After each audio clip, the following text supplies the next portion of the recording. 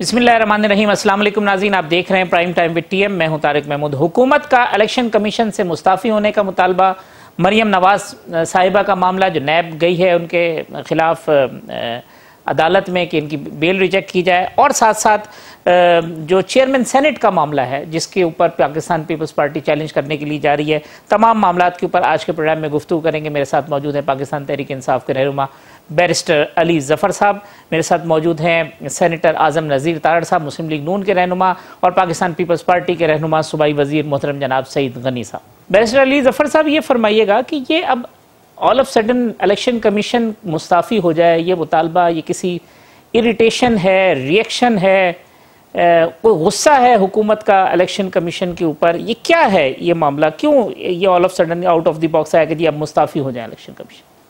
जी, मेरा ख्याल है ये out of the all of a sudden नहीं है, एकदम नहीं हुआ ये। इसको अगर आप पीछे जाके देखें तो ये आहिस्ता आहिस्ता बिल्डअप हो रहा था। आप देखें कि जो पहले कहा गया इलेक्शन कमीशन को कि आप इलेक्शन कराएं, फ्री एंड फेयर कराएं, आपकी जिम्मेदारी है, आप ओपन बैलेट की कराने की कोशिश करें, उसके ऊपर इलेक्शन कमीशन नहीं माना। फिर कोशिश की गई सुप्रीम कोर्ट ऑफ पाकिस्तान जाया जाए, उनसे वजाहत ली जाए। सुप्रीम कोर्ट ऑफ पाकिस्तान ने भी कहा, हालांकि उन्होंने एक तरफ कहा कि ये अंडर द कॉन्स्टिट्यूशन इलेक्शन है और इसमें आईनी तरमीम की जरूरत है अमेंडमेंट के लिए, लेकिन उसके साथ साथ उन्होंने ये भी इलेक्शन कमीशन को इंडिकेट कर दिया कि आप कोशिश करें कि साफ शफाफ इंतखाबात हों और आप टेक्नोलॉजी का इस्तेमाल करें, और ट्रांसपेरेंसी हमेशा के लिए नहीं होती, आप टेक्नोलॉजी इस्तेमाल करके कोई ना कोई तरीक़ेकार निकाल सकते हैं। और इशारा सुप्रीम कोर्ट का इसी तरफ था कि आप कोशिश करें कि एक जो वोट है उसको आप ट्रेस कर सकें अगर जरूरत पड़े, लेकिन इलेक्शन कमीशन ने वो भी नहीं किया। उसके बाद साथ साथ एक तरफ उन्होंने डस्का का जब केस किया तो डस्का के केस में उन्होंने वीडियो की एविडेंस को देखते हुए पूरा का पूरा इलेक्शन जो कॉन्स्टिट्यूंसी 75 का था वो कलअदम करार दे दिया। लेकिन जब बारी आई सेनेट इलेक्शंस की और उसमें धांधली की और उसके वीडियोस आए तो उसमें सिर्फ अभी नोटिस की कार्रवाई की है और इंक्वायरी शुरू की हुई है, लेकिन वो जो स्टे ऑर्डर था वो नहीं दिया। तो ये और उसके बाद फिर काफ़ी टाइम गुजर गया, लेकिन कोई इकदाम नहीं हो रहे ट्रांसपेरेंट बनाने की, इलेक्ट्रॉनिक टेक्नोलॉजी इस्तेमाल करने की इलेक्शंस में। अब लोकल बॉडी के इलेक्शंस भी आने वाले हैं और फिर भी कोई कार्रवाई नहीं हो रही। तो ये सारी चीज़ों को देखते हुए मेरा ख्याल है कि फैसला किया गया कि उनको चाहिए कि अगर वो काम नहीं करना तो मुस्तफ़ी हो जाएं और इस्तीफ़ा दे दें। ये इसलिए मैं कह रहा हूँ कि ये काफ़ी चीज़ों का ये डिमांड्स आहिस्ता आहिस्ता बढ़ती हुई यहाँ तक आ गई हैं। सईद साहब, अली ज़फ़र साहब कहते हैं कि ये तो एक पूरा दास्तान है, माजी में ये कहा हमने, वो नहीं किया, चीज़ें नहीं की, इसके नतीजे में अब ये डिमांड हुई है क्योंकि हम मजबूर हो गए। उनका कहना कि इसके अलावा अब कोई चारा नहीं है कि इलेक्शन कमीशन रिजाइन कर दे। देखिए, अली ज़फ़र साहब नहायत काबिल एहतराम और बहुत बड़े कानूनदान हैं। मैं तो एक आम सा पॉलिटिकल वर्कर हूँ, लेकिन उनकी अपनी बातों में आपको हुकूमत की नाराजगी का इजहार नजर आता है। वो ये कहते हैं कि हमने इलेक्शन कमीशन को ये कहा, उन्होंने नहीं माना। सुप्रीम कोर्ट ने उनको ये कहा, उन्होंने नहीं माना।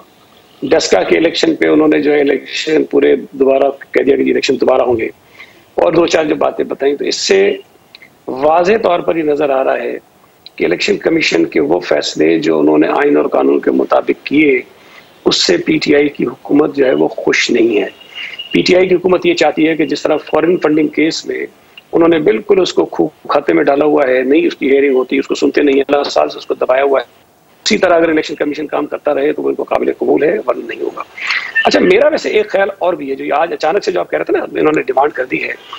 मैं ये समझता हूँ कि सेनेट के इलेक्शन में जो इतनी बड़ी कार्रवाई डाली, ऐवान के जो इलेक्शन होते हैं जिसमें 100 लोग हैं जो सेनेटर्स हैं पूरे पाकिस्तान से, वो उनको वोट डालना था, वहां पर खुफिया कैमरे जो नस्ब करके उनकी मॉनिटरिंग करने की कोशिश की गई हुकूमत की जानिब से। ये इतना बड़ा इशू है कि उससे जो मीडिया की तवज्जो है उसको भी डाइवर्ट करना है, डिबेट को कहीं और लेकर जाना है, इशू कोई और खड़ा कर देना है। इस मौके पर इन्होंने इलेक्शन कमीशन की रेजिग्नेशन की जो डिमांड की, उसका मकसद सिर्फ और सिर्फ ये नहीं चाहते बात और बहस हो कि हम और आप ये मुतालबा करके सीसीटीवी कैमरे की वो फुटेजेस लाई जाएं कि उस रात या उससे एक दिन पहले के हॉल में कौन कौन लोग दाखिल हुए थे। जो चेयरमैन सेनेट थे इस वक्त मौजूदा भी हैं, 11 मार्च को साबित थे, वो सुबह गए तक वहाँ कैसे बैठे रहे, कितने बजे वो आए, सुबह कितने बजे अर्ली मॉर्निंग वहां से वो निकले हैं। तो ये जो 11 तारीख को एक नया सिक्योरिटी इंचार्ज वहां पर लगा दिया गया जब चेयरमैन सेनेट की अपनी मुद्दत खत्म हो रही थी, और ऑल ऑफ सडन कहीं कोई इश्तिहार नहीं, कोई कुछ नहीं, एक रिटायर्ड आर्मी को अचानक से लगा दिया गया, उसके मुतालिक कोई ना पूछे। इन्होंने सिर्फ और सिर्फ जो तवज्जो है लोगों की, कौम की, मीडिया की, उसको हटाने के लिए एक नई बहस का आगाज कर दिया है। लेकिन मैं समझता हूँ कि हमें फोकस रहना चाहिए। जो सेनेट के अंदर कैमरे लगाए गए थे, जो खुफिया निगरानी का बंदोबस्त किया गया था, जो मैं समझता हूँ कि इतना बड़ा जुर्म है कि शायद ये इस पे तो शायद वजीर आजम को भी जाना चाहिए, सेक्रेटरी सेनेट को तो जाना ही जाना है, संजरानी को भी इस पे सजा होनी चाहिए, लेकिन वजीर आजम को भी इस पे जो है वो इस्तीफा देना चाहिए। ताहिर साहब, आप भी एग्री करते हैं सईद साहब की बात से? वो कहते हैं अटेंशन डाइवर्जन के अलावा कुछ भी नहीं है ये जो चीज। जी बिल्कुल एग्री करता हूँ जी, इसलिए कि अगर कोई इदारा इंडिपेंडेंटली काम करता है, जो कि कॉन्स्टिट्यूशनल मैंडेट भी है, इसीलिए इलेक्शन कमीशन ऑफ पाकिस्तान को आइन के ताबे बनाया गया और उनकी जो इख्तियारात हैं वो आइनी है आर्टिकल 218 के, उसकी कॉन्स्टिट्यूशन भी एक आइनी तरीके से होती है। वो एक इंडिपेंडेंट बॉडी है जिससे कि वजीर आजम और कायदे हिज़्ब इख्तिलाफ मिल के उसकी तश्कील करते हैं। अब अगर उन्होंने 4-5 दफा बच्चे की बात नहीं मानी कि उन्होंने खिलौना मांगा और उन्हें नहीं दिया गया, तो उससे नाराज हो के ये कहना कि आप यहाँ से चले जाओ, हम आपको देखना नहीं चाहते, ये बड़ी अनफॉर्चुनेट बात है, ये बड़ी तकलीफ दे बात है। अगर अदारों के बारे में जो वफाकी वज़रा हैं, जो कि सबसे संजीदा तबका होना चाहिए, वो मुल्क की बागडोर संभाले हुए हैं, अगर वो इतनी सी बात पे नाराज हो के अंदर की बात खोल देते और वो कहते हैं कि नहीं मुस्ताफी, भाई क्यों मुस्ताफी हो? वो कौन सा ऐसा सुप्रीम कोर्ट का या हाई कोर्ट के फैसला जात है जो उनके खिलाफ आ गए हैं, जिसमें कह दिया गया है कि इलेक्शन कमीशन नाअहल है और इलेक्शन कमीशन आइन के मुताबिक काम नहीं कर रहा, और खुदा न खास्ता जो उसके चेयर पर वो जो चीफ इलेक्शन कमिश्नर या जो बाकी मेंबरान हैं वो नाअहली के रेफरेंसेस फेस कर रहे हैं। हमें एक दूसरे का, इदारों का एहतराम करना चाहिए। हमारी खराबियों की सबसे बड़ी वजह अपनी हदूद से बाहर निकल के खेलना है। हर इदारा दूसरे इदारे को अंडरमाइन करना चाहता है, आईनी हदूद में रह के काम करते हुए दूसरे इदारे को देखना पसंद नहीं करता। हर किसी की ख्वाहिश होती है कि ये मेरे ताबे आ जाए। अगर हुकूमत की ये ख्वाहिश हो कि इलेक्शन कमीशन एक पपेट की तरह उनके इशारों पे चले, तो फिर ये मामला खराबी की तरफ जाएगा। इस मामले की कोई इंतहा नहीं रहेगी। वो एक बड़ा मुकद्दस फर्ज अदा करते हैं इलेक्शन कमीशन के जो अरकान और वो पूरा इदारा है, वो आपको शफाफ और गैर जानिबदार इलेक्शन करवा के देखते हैं। ये इलेक्शन कमीशन के बगैर इलेक्शन आपने देख लिया ना जो हुआ है जुमे वाले दिन 12 मार्च को जो सेनेट में हुआ है, ये शर्मनाक है। मैं बतौर वकील ये बात कह रहा हूं, मुझे कहते हुए शर्म आती है कि इस तरह तो गांव के बीडी इलेक्शन में भी नहीं होता कि वो जो मुकामी इंतजामिया है वो भी इस तरह बैलेट पेपर लेके भागती नहीं। इससे तो बेहतर था कि वो 7 बैलेट पेपर उठा के भाग जाता कोई वहां से। कानूनन उनको रिजेक्ट करने का कोई जवाब नहीं था। तो ये चीजें बड़ी तकलीफ दे हैं। आप कहते हैं जी मुस्ताफी हो जाएं और मुजफ्फर शाह साहब जो हैं वो बन जाए सारा कुछ, वो इलेक्शन के मालिक बने और फिर अपनी मर्जी के नताइज जो है वो उनसे हासिल किए। Just very unfortunate.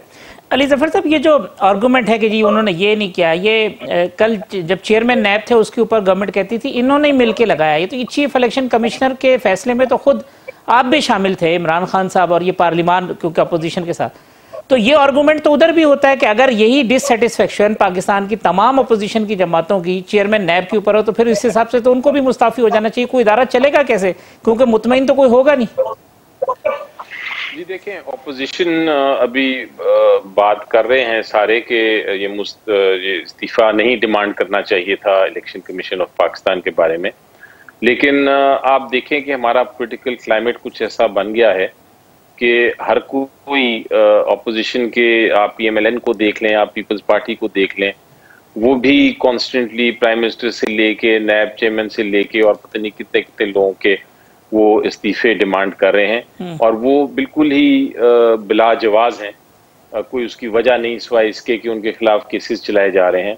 लेकिन ये जो इलेक्शन कमीशन ऑफ पाकिस्तान की डिमांड की गई है अभी, उसका एक, जिसका मैंने कहा कि एक तसलसल है, एक उसकी कहानी है, उसके पीछे दास्तान है। जो मैंने दोबारा रिपीट नहीं करूंगा। सही सब कहते हैं कि वो चूंकि आपकी विश के मुताबिक काम नहीं हुआ, इस वजह से आप डिमांड कर रहे हैं। जी, वो उनकी राइट है इससे डिसएग्री करने की, और वो उनकी राइट है कि कोई मोटिव या कोई बताएं कि हमारा मकसद मेन क्या है, लेकिन ऐसी हकीकत नहीं है। हकीकत मैंने आपको बताया वो कुछ हकायक पे बेस्ड है। ये जो 4-5 इंसिडेंसेस हुए, हमारे मुताबिक इलेक्शन कमीशन ऑफ पाकिस्तान को बिल्कुल आज़ाद होना चाहिए, एक आईनी इदारा है। और आप बिल्कुल दुरुस्त फरमा रहे हैं कि इसको जो अपॉइंटमेंट का तरीका है वो पूरा अपनाया गया, और हमने ही कंसेंट दी थी चेयरमैन इलेक्शन कमीशन के होने की।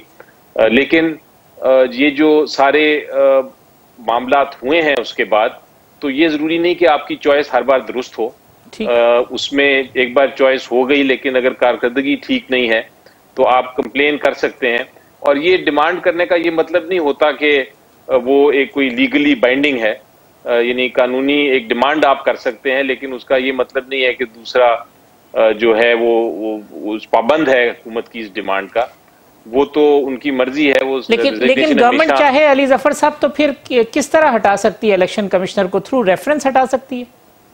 जी, सिर्फ एक ही तरीकेकार है इलेक्शन कमिश्नर को हटाने का, वो ये है कि आप जिस तरह एक हाई कोर्ट के जज या सुप्रीम कोर्ट के जज के खिलाफ रेफरेंस फाइल करते हैं, तो वही तरीके है। उनको आइन ने और एक तरह के प्रोटेक्शन दी हुई है, एक हिफाजत दी हुई है कि उनको कोई हुकूमत या ऑपोजिशन नहीं हटा सकती। ठीक, सिवाय इसके कि वो एक लीगल प्रोसेस फॉलो किया जाए, एक कानूनी प्रोसीडिंग्स उसके खिलाफ रेफरेंस के तौर पे दायर की जाए।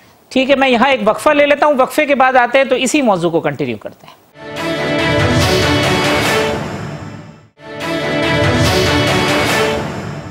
प्रोसीजर आप सबको मालूम है, फिर भी मैं पढ़ देता हूँ।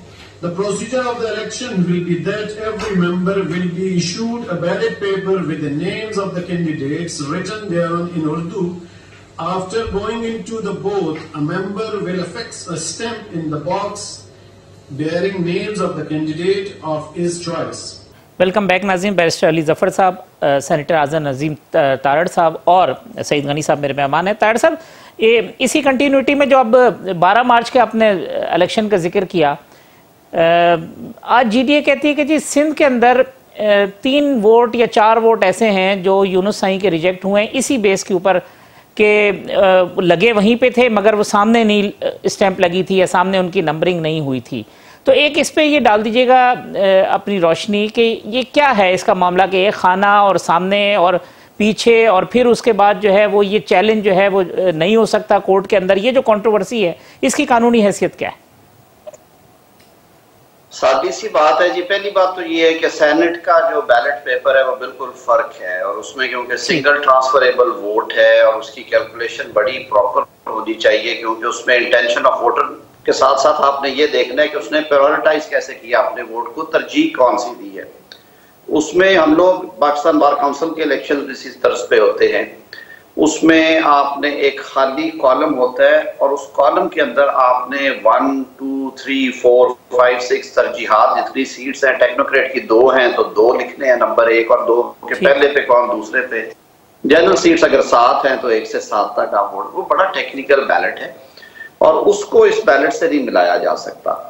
इस बैलेट की तो बड़ी सादी सी, आपने बारहा उसे टीवी स्क्रीन पे देखा। सईद गनी साहब मौजूद है, अली जफर साहब, हम तीनों उस दिन, सईद गनी साहब विजिटर गैलरी में थे, हम दोनों मौजूद थे हाउस में। वो एक डिवाइडेड बैलेट पेपर था। अपर पोर्शन सादिक सजरानी साहब का था, नीचे वाला पोर्शन यूसुफ रजा गिलानी साहब का था। कोई डिवाइडिंग लाइन वर्टिकल यानी ऊपर से नीचे नहीं थी लगी, एक सेंटर की लाइन थी। और जो नंबर 1 इंस्ट्रक्शन थी आपके पास होंगी, बहुत सारी टेलीविजन स्क्रीन पे वो दिखाई भी गई।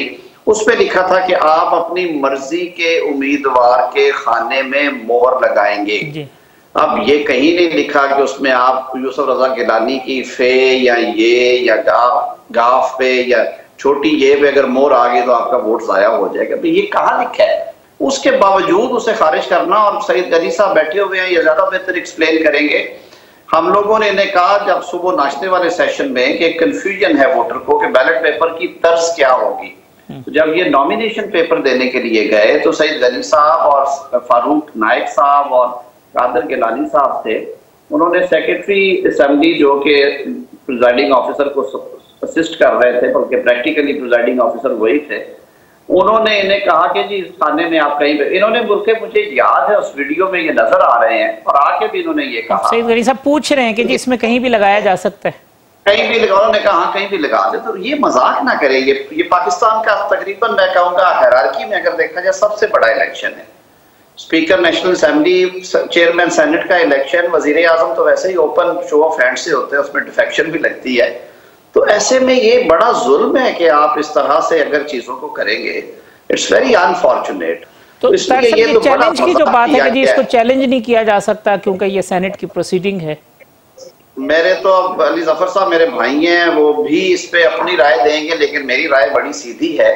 एक तो यूसुफ रजा गिलानी साहब के अपने मुकदमे में ये हो चुका है, जब यूसुफ रजा गिलानी साहब, आपको याद होगा कि उन्हें हुक्म दिया गया कि आप चिट्ठी लिखें बतौर वजीर आजम और स्विस गवर्नमेंट को कि वो प्रेसिडेंट आसिफ अली जरदारी के जो असासों के हवाले से वो चीजें हैं वो वापस करें और ये अहकामात जारी, ये आप गुजारिशात उनसे करें।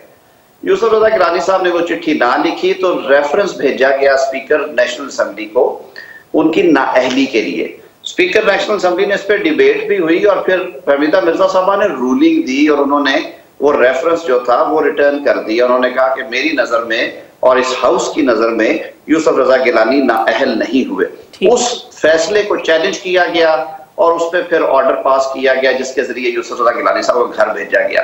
ये नहीं है कि असेंबली में जो कुछ हो गया वो मुकद्दस है, उसको हाथ नहीं, वो तो सिर्फ प्रोसीजर्स की हद तक उन्होंने कहा कि जो प्रोसीजरल चीजें वहां पे होती हैं और उसमें अगर वो कमी बची, मसला ये है कि आप इलेक्शन को इस बेसिस पे नहीं चैलेंज करेंगे कि वो 4 की बजाय 5 बजे हुआ या 6 बजे हुआ, उसमें बैलेट पेपर सफेद रंग की बजाय सब्ज रंग का हो गया।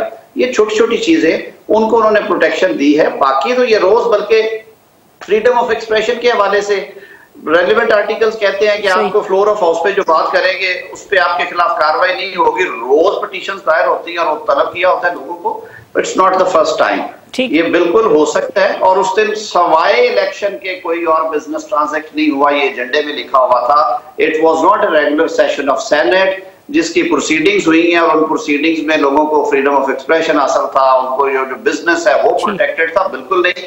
इलेक्शन में अगर धांधली धौंस होगी, वोटर को डिसफ्रेंचाइज किया जाएगा जो उसका फंडामेंटल राइट है अंडर द कॉन्स्टिट्यूशन।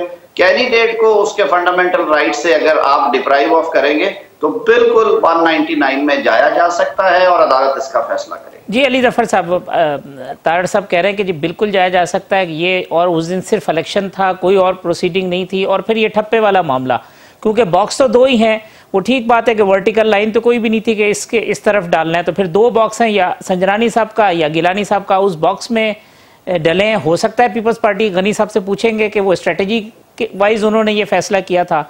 तो टेक्निकली आपने नॉकआउट किया है, थ्रू मुजफ्फर शाह गिलानी साहब की जीत को हार में तब्दील कर दिया। ये है आर्गुमेंट अपोजिशन का। ये जो इलेक्शन हो रहा था ये सेनेट का इलेक्शन हो रहा था। सेनेट के जो सारे लोग हैं वो आपके पाकिस्तान के 100 गिनती के जो टॉप लोग हैं, जो अपनी अपनी चीज के अपने अपने फील्ड के एक्सपर्ट्स हैं, बड़े पढ़े लिखे लोग हैं, वो आके सेनेट में बैठते हैं। उनको जब इंस्ट्रक्शंस दी जाए तो वो इंस्ट्रक्शंस का मतलब है कि उनकी इरादे को नहीं आपने देखना, वो देखना है कि वो इंस्ट्रक्शंस फॉलो हुई हैं कि नहीं। अब बड़ी क्लियर इंस्ट्रक्शन दी गई थी उर्दू में, बहुत क्लियर, और वही रिटर्निंग जो प्रिजाइडिंग अफसर थे उनको पढ़ा के बताया गया था।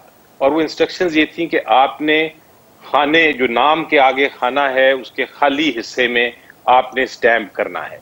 और ये रिपीट किया गया था जब प्रिजाइडिंग अफसर सबको इंस्ट्रक्शंस दे रहे थे। पहले उन्होंने अंग्रेजी में शुरू की तो सब ने कहा कि नहीं आप उर्दू में करें, ये कौमी जुबान है, आप उर्दू में ये अपनी इंस्ट्रक्शंस दें। उन्होंने उन इंस्ट्रक्शंस में भी उसको रिपीट किया। तो जब ये चीजें आ गई तो फिर उसमें कोई जवाब नहीं था कि कोई सेनेटर उसको अपने वोट को, अनलेस वो जाया करना चाहता था जानबूझ के किसी वजह से, वो कोई इसमें जवाब नहीं था कि वो उस खाली जगह पे स्टैंप ना करे। और आप देखें कि 7 के अलावा हर शख्स ने वो स्टैंप उसी तरह किया खाली जगह पे। अब ये जो सेनेट का कानून है उसके मुताबिक प्रिजाइडिंग अफसर जो है सेनेट का, उसके पास ही इख्तियार है और वही सोल जज है, वही जजमेंट दे सकता है कि क्या एक वोट को मैं मानूं या ना मानूं, उसको मैं कैंसिल समझूं या ना उसको शामिल करूं काउंट में। तो दोनों साइड ने बहस की, ऑब्जेक्शन हुआ, उसका एक डब्बा पड़ा होता है जिस डब्बे के अंदर जो भी ऑब्जेक्शन हो वोट तभी तो सईद गनी साहब मुजफ्फर शाह को मुजफ्फर शहनशाह कह रहे हैं ना, कि उन्होंने शहनशाह वाला जो है ना फैसला सुना दिया। वो तो अब उन्होंने एक सुनाया फैसला, और मेरी नजर में वो दुरुस्त फैसला था, क्योंकि उन्होंने कहा कि ये जो वोट है जो आइडेंटिफाई कर रहा है और सीक्रेसी को खराब कर रहा है, और वो वोट ऐसा है जो जिसका स्टैंप उन्होंने नाम के ऊपर लगाया है और खाली खाने में नहीं लगाया, वो रिजेक्टेड है। अब जब एक बार ये फैसला आ जाए तो आपका दूसरा सवाल है कि क्या अदालत जी उसको समाअत कर सकती है, सेनेट को की प्रोसीडिंग्स को सुपरवाइज कर सकती है, क्या अदालत उज़्मा जो है वो पार्लियामान की जो इंटरनल प्रोसीडिंग्स हैं उसको देख सकती है। तारड़ साहब का ख्याल है कि वो देख सकती है आर्टिकल 199 में, लेकिन कानून कुछ और कहता है, आइन कुछ और कहता है। ये जो इलेक्शन होता है ये एक मामला है इंटरनल प्रोसीडिंग्स का। जब आप अपना कोई अफसर, जिस तरह स्पीकर हो गया या चेयरमैन हो गया, जब आप उसके बारे में इलेक्शन करते हैं तो वो आपने खुद ही उसको इलेक्शन को देखना है, खुद ही उसका प्रोसीजर बनाना है, खुद ही उसका फैसला करना है, और अदालतों का काम नहीं है कि वो फैसले पे एक तरह ऊपर बैठ के उसको देख सकें या उस पर नजरसानी कर सकें। क्योंकि अगर ये होगा तो जो आपका पूरा कॉन्स्टिट्यूशनल फ्रेमवर्क है जिसमें अदालतों ने अपना काम करना है और सेनेट और पार्लियामेंट ने अपना काम करना है, वो सारा तितर बितर हो जाएगा। और फिर कल को पार्लियामेंट भी कहेगा कि हमने कोर्ट की प्रोसीडिंग्स को भी एग्जामिन करना है, हम भी देख सकते हैं, उन पर नजरसानी कर सकते हैं। तो सारे अदारे अपनी अपनी जगह पे कायम हैं, अपनी अपनी उन्होंने कारकर्दगी करनी है। तो मेरी नजर में ये प्रोसीडिंग्स नहीं हो सकती, बल्कि एक पीपल्स पार्टी जैसी जमात जो पार्लियामेंट में यकीन रखती है, वो जब जाती है अदालत में और कहती है कि आप पार्लियामेंट की प्रोसीडिंग्स को देखें, तो वो मुझे अजीबोगरीब। सईद गनी साहब, अब उन्होंने अखलाकी पत्ता फेंका अली जफर साहब ने जो है। तो हाफिज साहब अब माजरत से एक छोटी सी इंस्ट्रक्शन पढ़ दूं, मेरे सामने खुल गई है। बैलेट पेपर पर उम्मीदवारों के नाम दर्ज हैं, बैलेट पेपर पर अपनी पसंद के उम्मीदवार वाले खाने के अंदर मोहर लगाएं। जी, ये मुझे सईद गनी साहब ने वीडियो भी भेजी, बल्कि अभी सादिक संजरानी साहब जो बात कर रहे थे। सईद गनी साहब, अली जफर साहब की गुफ्तगू आपने पहले तो ये जरा वजाहत कर दें कि ये खुद बाई डिजाइन और बाई प्लान कुछ लोगों को पीपल्स पार्टी ने कहा था कि वो नाम के ऊपर मोहर लगाएं किसी खास वजह से, ऐसा था, और आप वो साथ एफिडेविट लिए आपने कि जी वो कह रहे हैं कि हमने गिलानी साहब को वोट दिया है। हाफिज साहब, मैं आपको वजाहत कर देता हूँ। देखें, अभी एक क्लिप का जिक्र किया तारड़ साहब ने कि हम नॉमिनेशन पेपर लेने गए थे तो वो जो है सेक्रेटरी साहब कुछ फरमा रहे थे। ये तो एक दिन पहले की बात है ना, जब वो सारा खुफिया कैमरों वाला ऑपरेशन इनका फ्लॉप हुआ, ये उससे पहले की बात है। जब ये खुफिया कैमरे पकड़े गए तो हम जब आपस में बैठे थे, चूंकि नाइक साहब जो है वो पोलिंग एजेंट थे, मैं था, कासिम गिलानी साहब थे, कुछ और हमारे दोस्त थे, तो हमने ये बिल्कुल हमें यकीन था कि ये चूंकि एक जगह चोरी इनकी पकड़ी गई है तो अब ये कुछ ना कुछ और जरूर करेंगे। अच्छा, चूंकि हमने इलेक्शन इतने लड़े हैं कि बहुत सारी चीजें पता है कि और क्या कि हर भाई इख्तियार कर सकते हैं, तो नाइक साहब ने कहा कि हम सेक्रेटरी सेनेट के पास जाते हैं और जाकर उनसे बात करते हैं कि हमें मजीद क्या क्या खदशात हैं। ठीक, हम उनके पास ऑफिस में गए, ये तकरीबन कोई 1:15 बजे की बात है, जिस दिन इलेक्शन होना था। उस दिन हमने जाकर उनको अपने खदशात से आगाह किया कि और क्या क्या चीजें हो सकती हैं, और ये आपकी रिस्पॉन्सिबिलिटी है कि आप इस बात को इंश्योर करें कि ये हरकतें ना हो। और हमने उसमें यह भी उनको कहा कि इम्कान इस बात का भी है कि हमारे दो जो वोटर्स हैं उनके बैलेट पेपर के ऊपर पेन से कुछ नुक्ते लगा दिए जाएंगे और कहा जाएगा कि जी ये देखें इसके ऊपर नुक्ते लगे और पेपर हमारे रिजेक्ट होंगे। हमने पहले उनको बताया। अच्छा, उसके बाद उनसे हमने ये कहा कि जी अक्सर इलेक्शन में ये होता है कि लोग कैंडिडेट के नाम के ऊपर मोहर लगा देते। एग्जैक्टली ये अल्फाज थे जो उनसे कहे गए कि जी कैंडिडेट के नाम के ऊपर मोहर लगा दी जाती है, तो क्या ये वोट ठीक है कि नहीं है? उसने कहा कि ये वोट बिल्कुल ठीक है।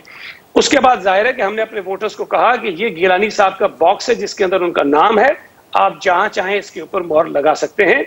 तो उनको हमने ओपन किया और ये सारा हुआ। उस दौरान में जब ये वोटिंग हो रही थी सेनेट के हॉल में, तो किसी एक शख्स ने आकर शेरी रहमान साहबा को कहा कि हमारे किसी दोस्त ने नाम के ऊपर मोहर लगा दी है, पता नहीं वो क्या सही है कि गलत है। तो शेरी रहमान साहबा दोबारा गई सेक्रेटरी के पास और उसको जाके कहा कि जी नाम के ऊपर जो मोहर लगी है, क्योंकि वो बैलेट पेपर चेंज हो सकता है, तो उससे पूछा कि क्या नाम के ऊपर जो मोहर लगी है वो ठीक है कि गलत है। सेक्रेटरी ने कहा कि ये वोट ठीक है, वो वोट हो गया। उसके बाद जब ये शहनशाह साहब ये फरमा रहे थे कि ये वोट गलत हो गए हैं, तो शेरी रहमान साहब दोबारा गई सेक्रेटरी के पास कि भाई तुमने कहा था कि ये वोट ठीक होंगे और अब ये वोट हमारे क्यों रिजेक्ट किए जा रहे हैं।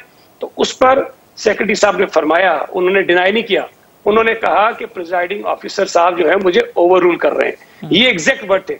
अब मैं आपसे एक और अर्ज करूं जो शायद अभी तक की बात हुई नहीं है।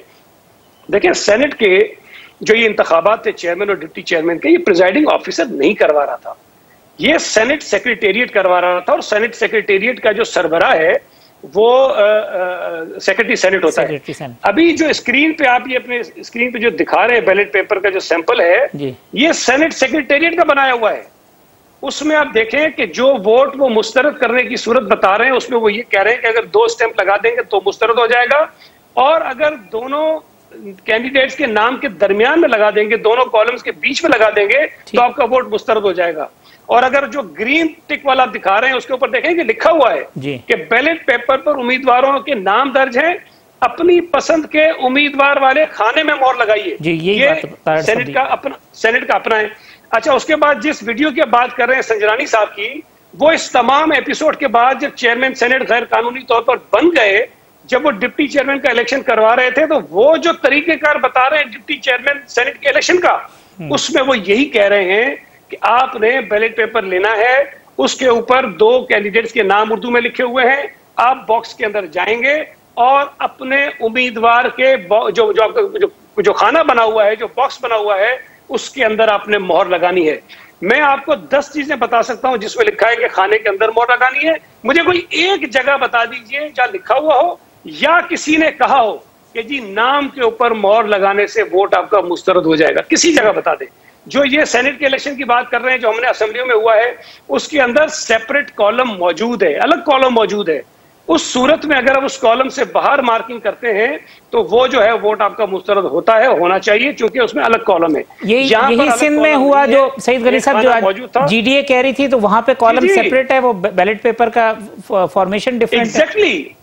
एग्जैक्टली वो हुआ है। यहाँ मैं आपको एक और करूं, देखें अभी अली जफर साहब ने बताया कि उर्दू का जो हिदायतनामा जो तकसीम किया गया उसमें लिखा था, उसी उर्दू के हिदायतनामे के साथ जो अंग्रेजी का हिदायतनामा तकसीम हुआ था उसमें क्या लिखा हुआ था, जरा बता दें मुझे।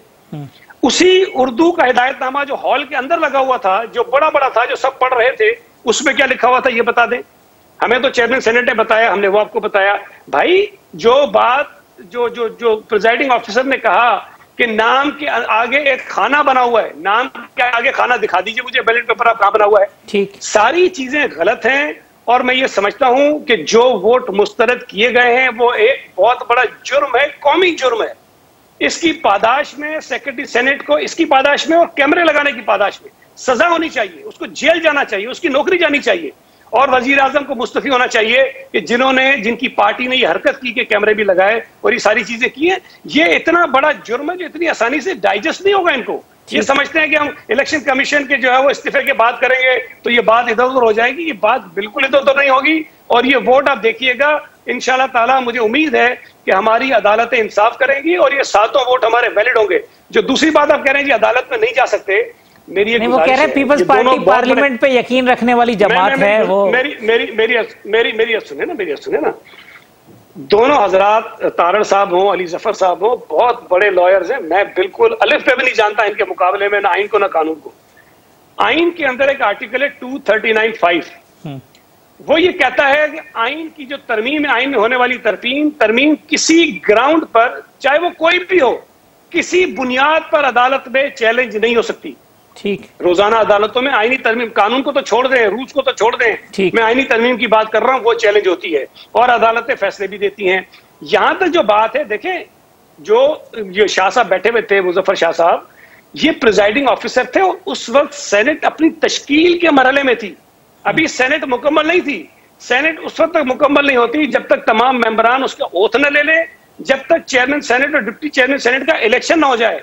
ये तश्कील के मराइल में थी। उनको सिर्फ प्रिजाइड करने का एक काम दिया गया। उनको नहीं पता था कि इलेक्शन कैसे होना है। उनको नहीं पता था कि बैलेट पेपर कैसा है, उनको नहीं पता था कि हिदायतनामा क्या है, उनको नहीं पता था कि मोहरका लगानी है। ये सब का सब काम सेक्रेटरी सेनेट की जेर निगरानी सेक्रेटेरिएट करता है।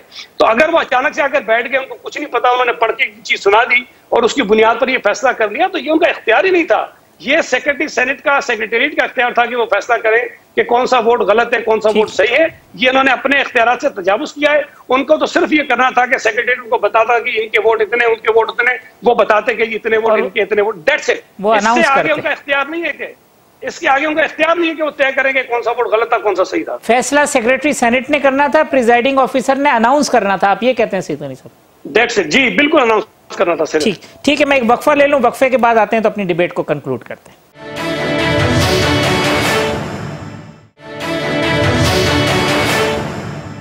वेलकम बैक नाज़रीन। बैरिस्टर अली ज़फ़र साहब, आज़म नज़ीर, तारड़ साहब, सईद गनी साहब। मैं दिल तो नहीं चाह रहा कि इस डिबेट से हटूं क्योंकि बड़ी धुआंधार दलाइल दी हैं सईद गनी साहब ने, लेकिन तारड़ साहब, मरियम साहिबा और नैब की जानिब से दरख्वास्त के बेल जो है वो उनकी रिजेक्ट की जाए, क्या उसके ऊपर आपका तबसरा है? क्योंकि वो कहती हैं ये मुझे जेल भेजना चाहते हैं, मैं 2 दफ़ा जा चुकी हूँ, तीसरी दफ़ा भी चली जाऊँगी।